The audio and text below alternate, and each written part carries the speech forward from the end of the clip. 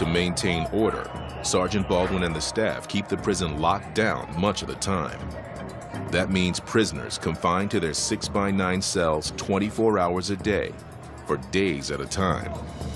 Keeping them locked down, they get to calm down. You know, if they be frustrated or filled with rage, they'll calm down. If you give them time to cool off, you lock them down, most of them rethink what they're thinking about because they know there's consequences for what they do as well. But even during lockdown, inmates make their anger known.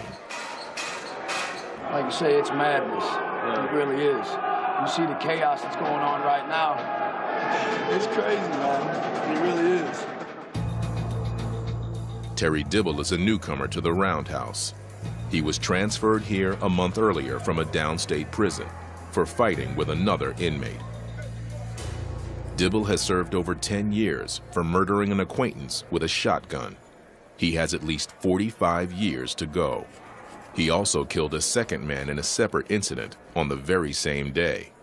Dibble's ex-girlfriend lived with one victim. The second had tried to date her. Dibble designed an elaborate tattoo acknowledging the events. The most meaningful piece that I sat down and designed as far as, you know, thinking ahead was this ribbon.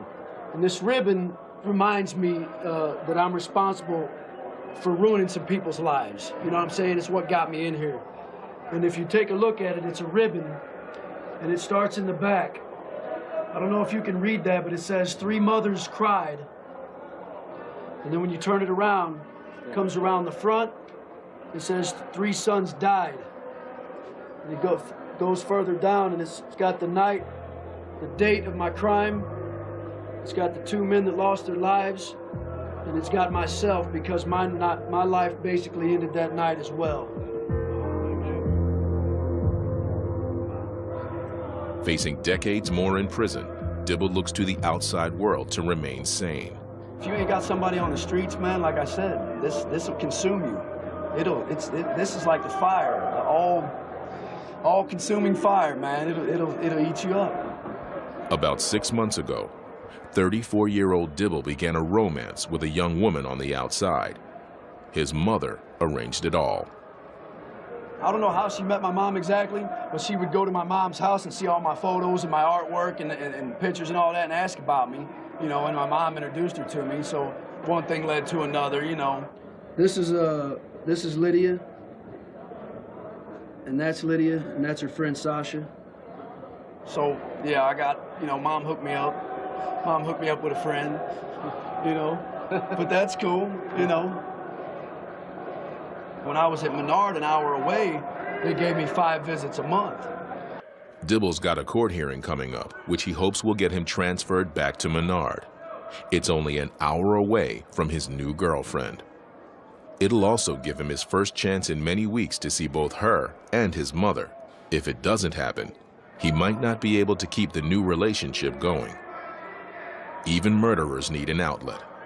If you cut them off totally from the outside society, I think they will feel like they have nothing else to lose. Because everything they ever wished for and dreamed for is gone. You took it away. So if you take them down to nothing, that's what you're going to get.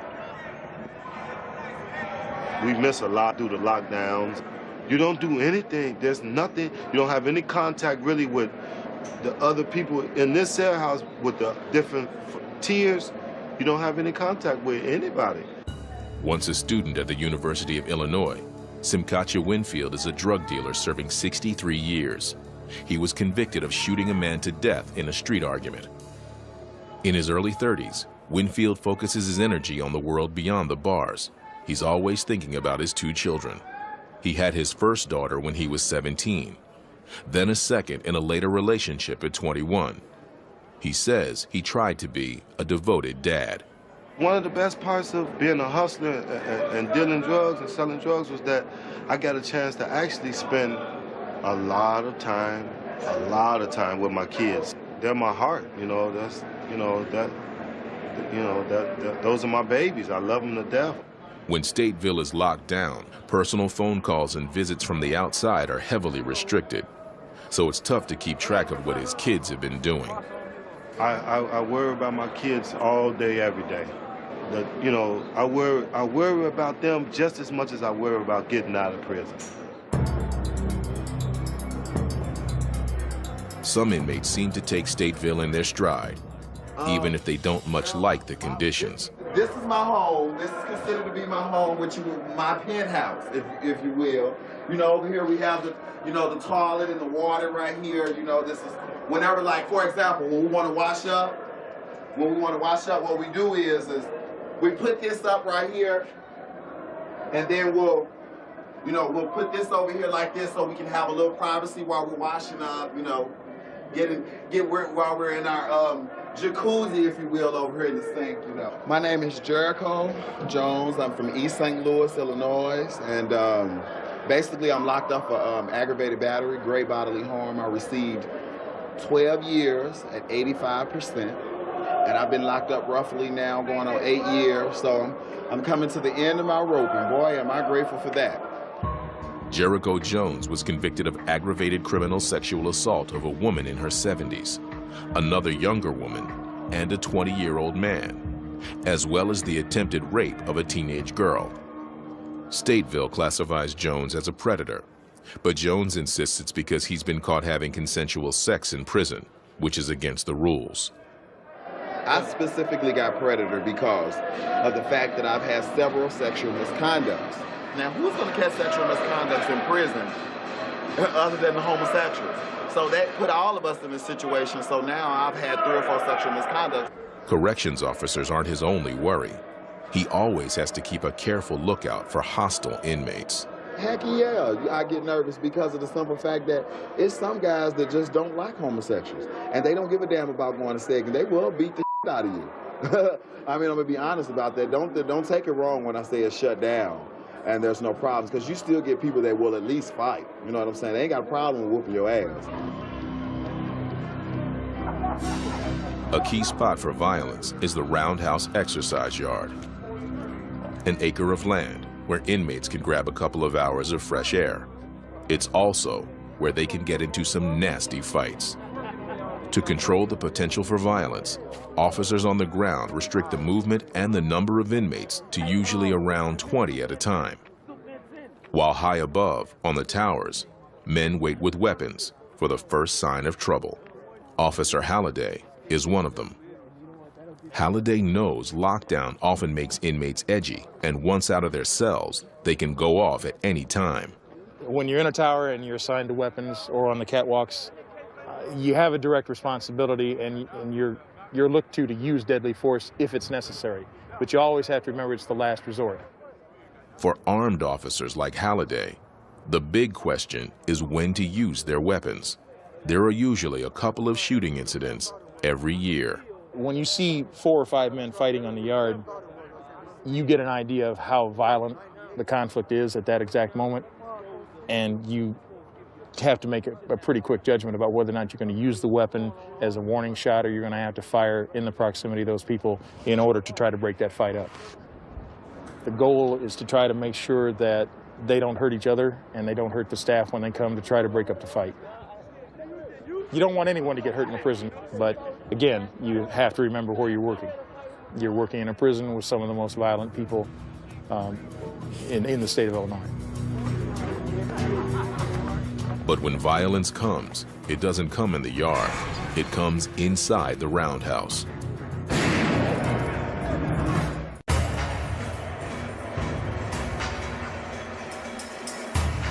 Morning in the Stateville roundhouse. A prisoner being escorted back to his cell has flipped out and attacked an officer. Sergeant Baldwin needs to get the situation under control, fast. Inmate just attacked some officers just a second ago. I got all the inmates locked up. Once the situation happened, we wanted to secure the house. Because when I just looked up there, the tower officer told me, look out there. Next thing you know, they was attacking my officers. I don't know yet what their injuries extent is. Right now, all I know is they just got attacked. When I looked out there, I saw the inmates swinging on the officers. The officer in the tower fired a warning shot to stop it. Subdued with pepper spray, the inmate is thrown into a holding cell.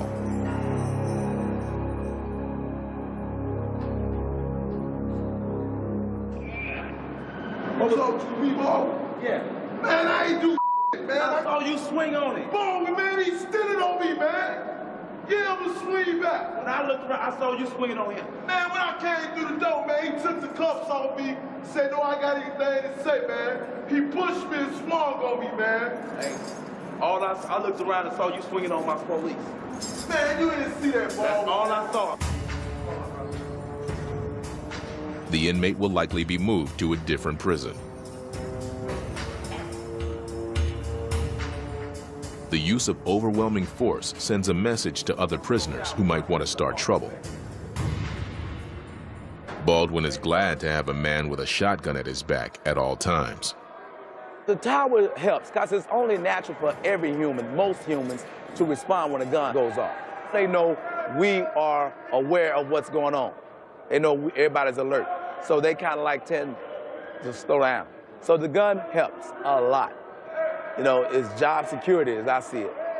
Because that tower is the guy that's gonna get me home. But not only officers worry about staying alive. Gotcha, Bob. Some inmates live in fear of Stateville. Across from the roundhouse is the longhouse, once the world's longest continuous cell block, until it was chopped into 4 smaller, safer units.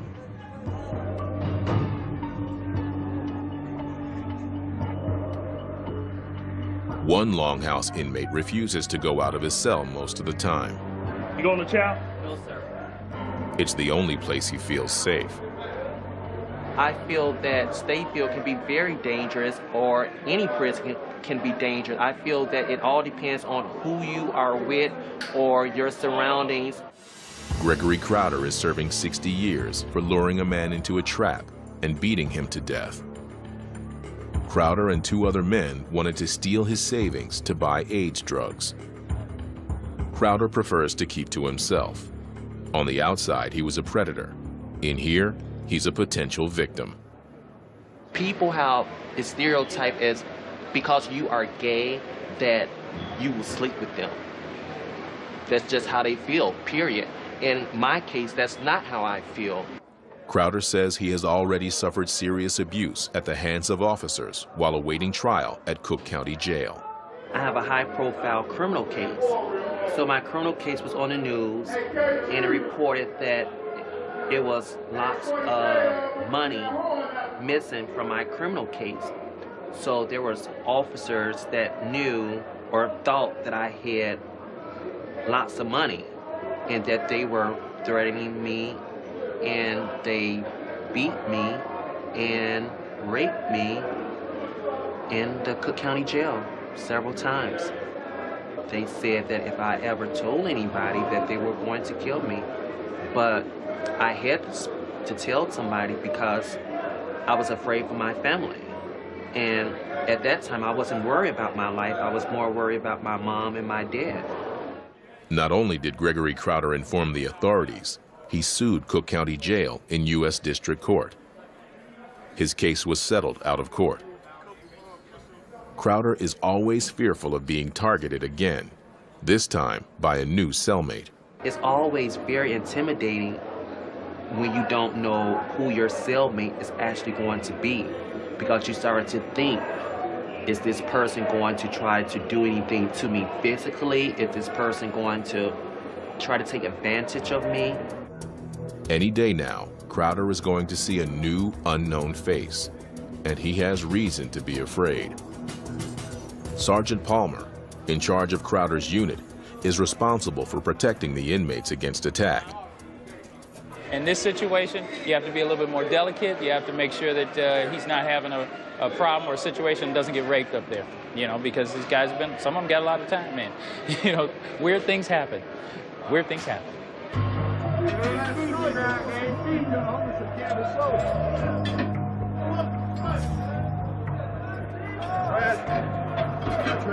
At Stateville, even the most ordinary things can be a little weird, including lunch. During lockdown, lunch arrives in styrofoam trays, hundreds at a time. This is actually our lunch. And look at the color of this meat. It's supposed to be bologna, but look at the color of it. This is disgusting. This is, you know, but this is what they give us, and they give us this food on a regular basis. We're definitely not living good in here, that's for sure. You know, despite what the rumors may be, we're definitely not living good in here. This is hell, man. Just being away from your family and not being able to do anything. For Simkachu Winfield, it's been far too long between family visits. It's very emotional. I'm happy. I'm ecstatic to see my family all the time. I'm very happy to see them. I hate to see them leave, you know. When I see them, I try to use my visits like with my kids to talk about, you know, any issues that we might have, anything that they've done. Their mothers have told me I need to address these issues, you know. He just recently received some upsetting news. His older daughter, who's 17, is pregnant.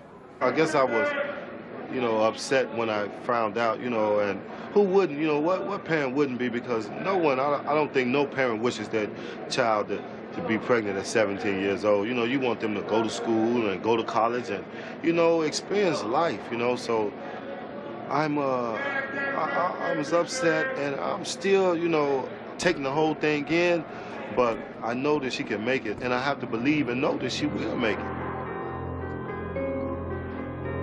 In a few hours, Winfield's family will arrive for a visit. He'll have a chance to really see if his pregnant daughter is going to make it.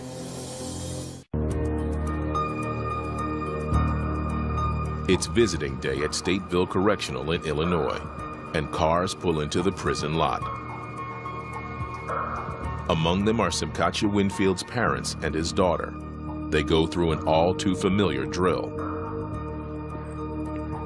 Car searches and security checks conducted by officers prevent dangerous contraband like drugs from getting in. Once they clear security, the family sits and waits. We get to visit Simkachu maybe about 3 times a month.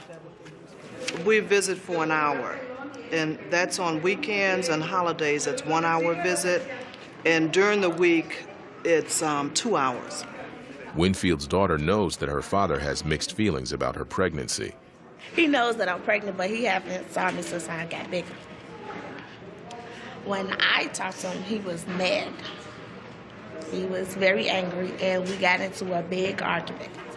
But she still misses him. It'd be better if he was at home. So. Winfield's father spent a lot of time away for drug-related crimes. I've been incarcerated several times throughout their lives. I know that it influenced him. You know, I'm sure that it did, and we've talked, and he told me that it did. It was 2 paths that I could have took, and I took a path that led to prison. He was faced with the same dilemma. He chose to take the path that I took.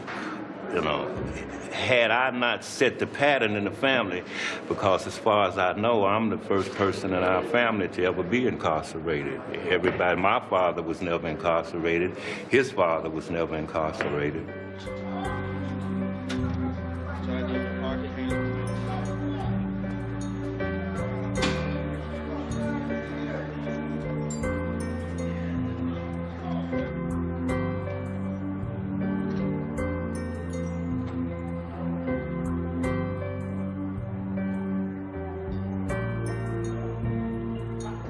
Winfield has just an hour to make sure that his teenage daughter is taking care of herself, especially as she gets closer to giving birth. Surprise!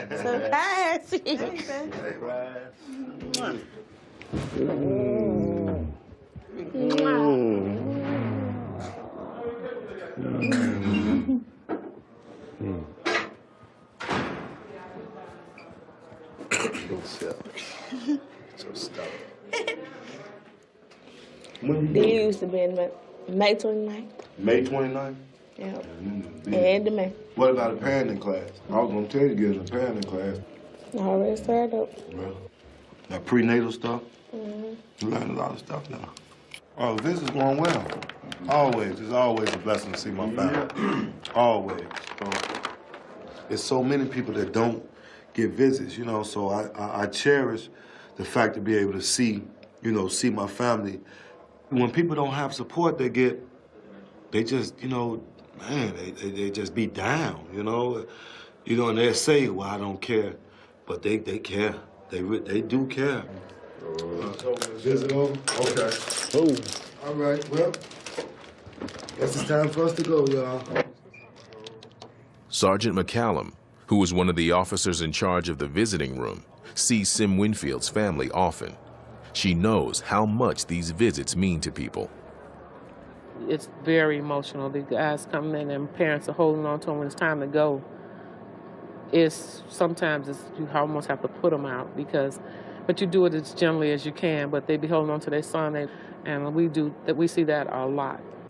McCallum also sees a lot of girlfriends.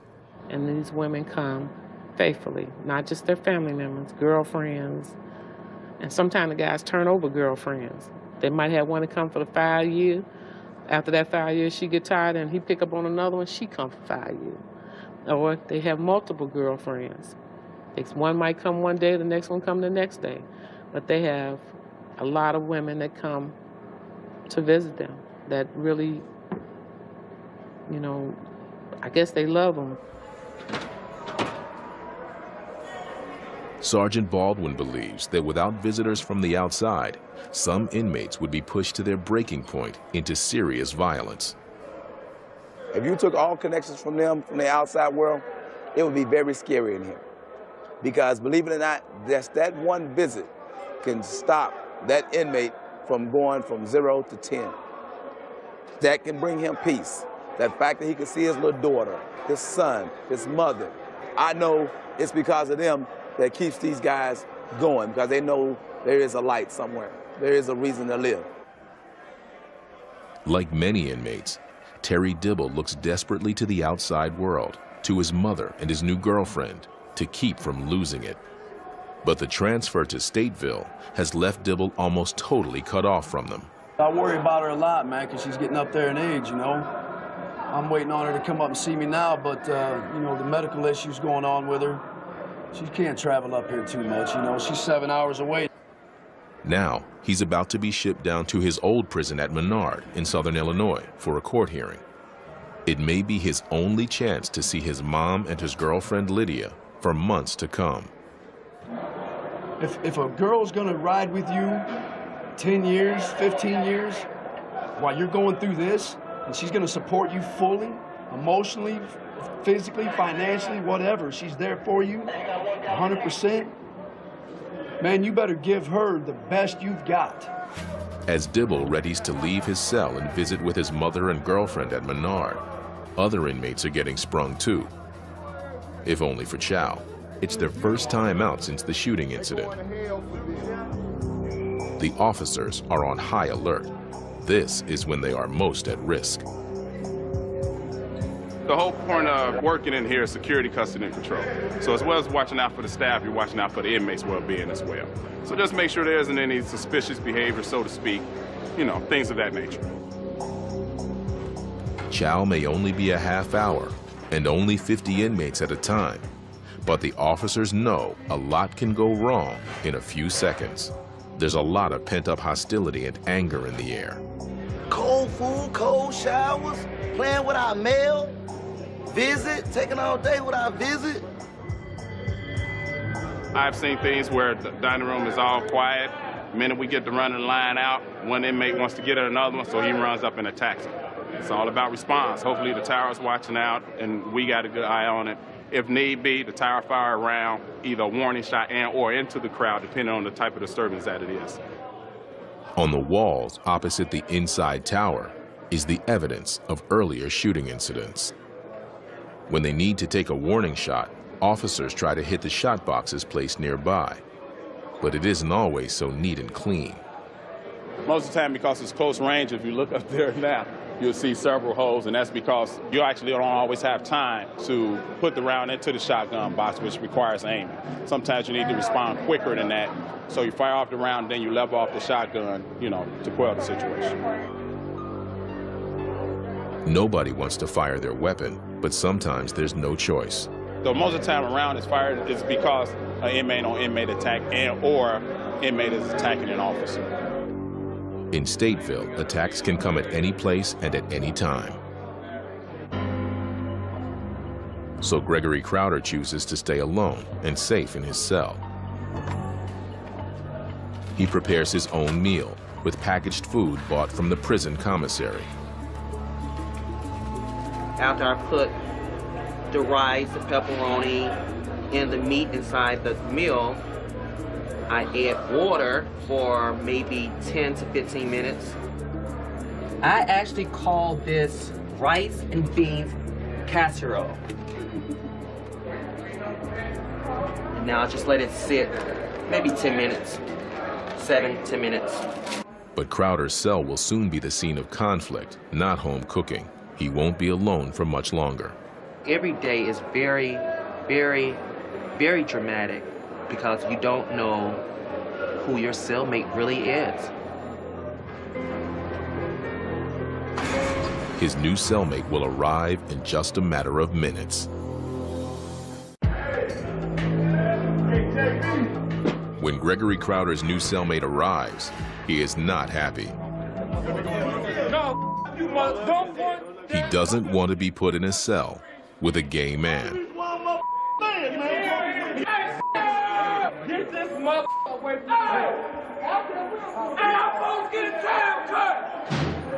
He's hostile enough that Sergeant Palmer, the head of the unit, steps in and removes him.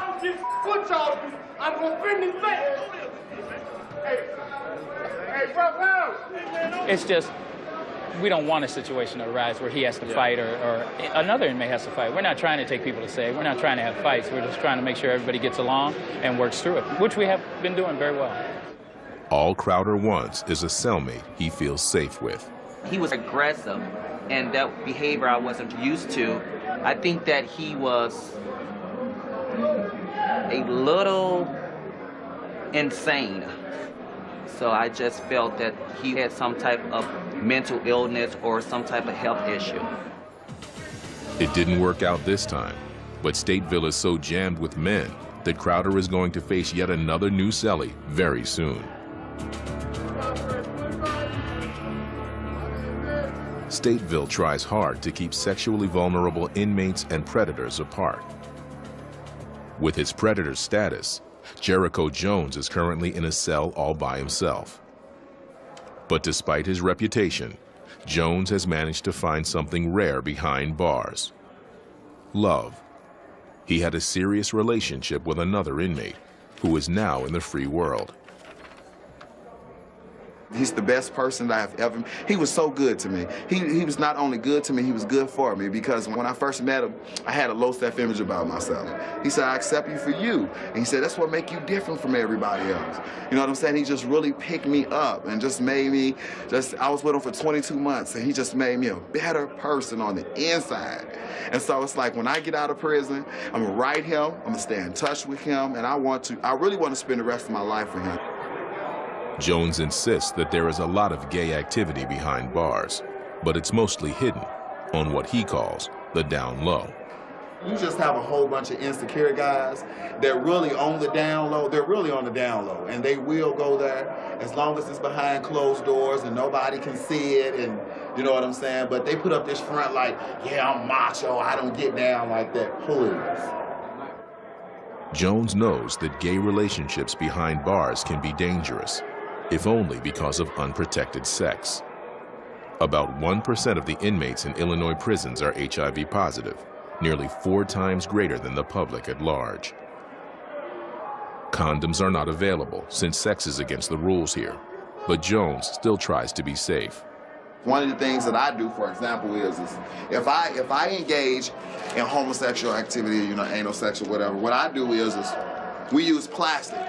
Jones improvises condoms using plastic bags and latex surgical gloves. He says that the architecture of the roundhouse makes it much easier to have consensual sex without getting caught. And then this building is very unique. This is the last building like this in America.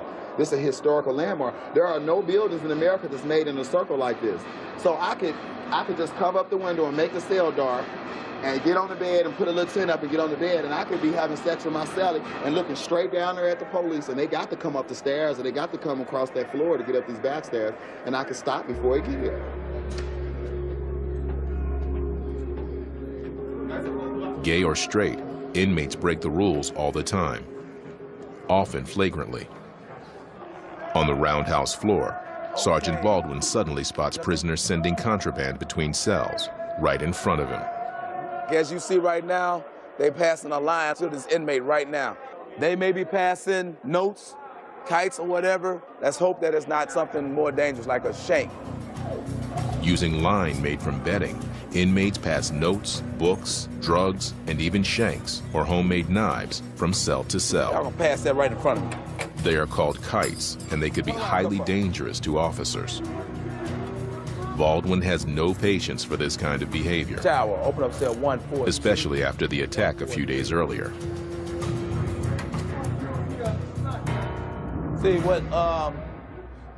what they generally do, they usually have objects in here or alongside the wall. Sometimes they'll chop a piece out of the wall and they put a shank.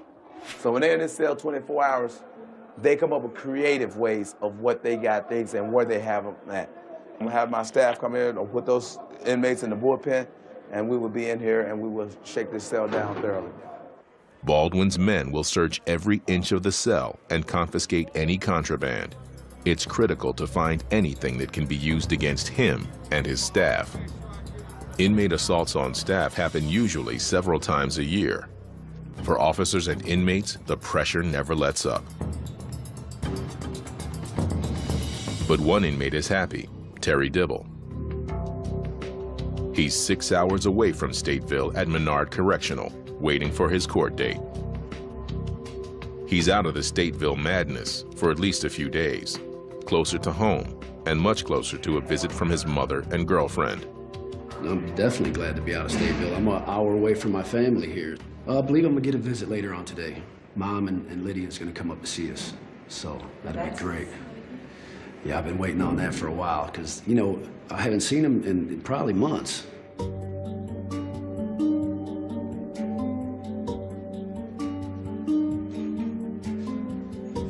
But after Dibble waits for hours, his mother never arrives. He's worried that something's happened to her. That's highly unusual. I'm wondering if she's okay, if maybe she got into an accident. But that's just the beginning. Not only doesn't his mother come, his girlfriend Lydia doesn't show up either. I'm disappointed they didn't show up, and I'm definitely concerned because nobody's called, you know. Well, what's going on? That's the main thing in my mind. You always ask yourself, what's going on? You know? So if she's not here, something happened. And I'm pretty sure of it, you know? The question is what, and how am I gonna find out, you know? I don't know. All I can do is sit here and hope that she pulls up, you know, and hope that the powers that be will still let her in. In fact, Terry Dibble is going to have a longer wait than he expects to see his mother and his girlfriend.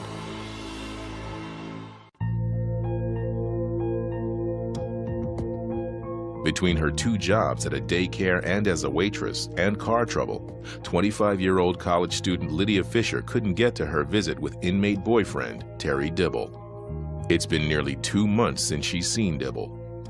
From his mother's house, Lydia writes to explain what happened. He's already in a bad position, you know, that is not easy to deal with, and I don't want to make his mind go in other places and make him worry about other things that he doesn't need to be worrying about, and so that is probably the hardest thing. Lydia knew Dibble's mother, who first encouraged her to visit him in prison. I went and talked to him and didn't really expect what happened to happen, but he was just really, really awesome. Like, I'm usually a really shy person, and the first day I went in there, I expected to just be sitting there and not really talking, kind of awkward, but the visit ended up being like 4 hours for some reason that day, and there was like not even 5 seconds of silence. So it was really cool. He's just an awesome person. 6 months later, Lydia says she is completely committed to Terry. I love him because he is amazing, he is encouraging, he is, I don't know, he's everything. He is everything that I could have ever wanted or pictured myself with. And I know people might think that that's strange because of our age difference, because he's where he is, I'm where I'm at, but I don't care about those people. Despite trying, Lydia couldn't manage to see Dibble yesterday. When he's back at Stateville, it may be nearly impossible for her. But a hearing about his post-conviction case may make all the difference.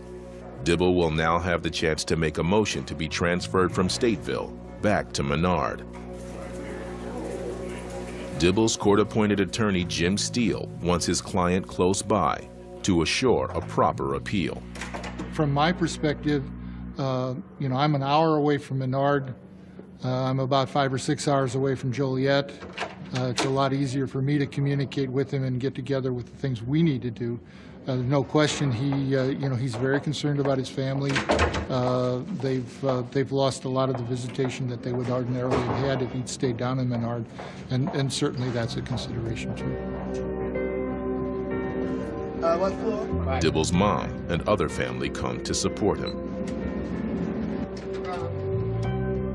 Illinois law does not allow cameras in the courtroom, but when Dibble comes out of his hearing, he's guardedly optimistic about getting relocated to Menard. And got another court date for April, so it'll end up back down Menard.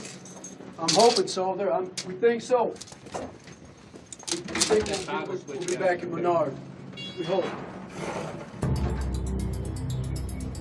Dibble is unsure of exactly what will happen to him next. If he ever makes it back to Menard, he hopes he'll be able to reconnect with Lydia.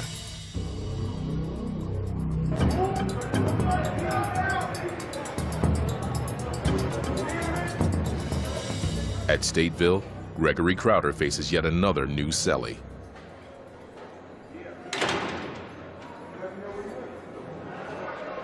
Unlike the last time, there's no immediate outburst. It's all calm and peaceful. It's going to take a few days to tell, but Crowder thinks it's going to be okay. I think we're very compatible. He's very clean, very nice. I think we're very compatible. Every good day helps when you have more than 50 years to go. Sergeant Baldwin has made it through another shift, keeping the officers, the prison, and the inmates safe. You know, like I said, I deal with what's in front of me. I don't make it personal. So that's how I'm able to deal with it probably much better than most people. I very seldom get personal. Today, Baldwin gets to leave Stateville in one piece. But then, there's always tomorrow. And because I can laugh and smile, that makes my day go better. And when anybody laughs and they're not angry. It's kind of hard to kill somebody or hit somebody when you laugh. So if I'm making them laugh or they're making me laugh, it's kind of hard to get angry at me. I hope. But you know, like I said, they're humans as well.